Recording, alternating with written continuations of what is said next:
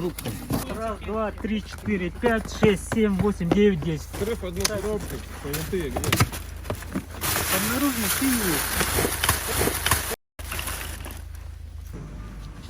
Канистр умеешь? Акцизные марки, которые Ну и что клеятся дальше? на алкогольную продукцию.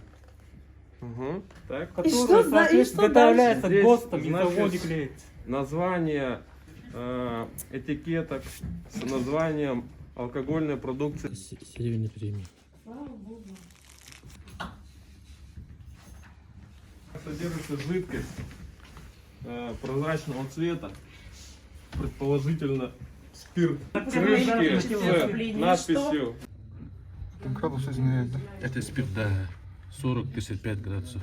Видишь, делает. Отбавляет, когда спирт, мерит. Тут даже есть ГОСТ.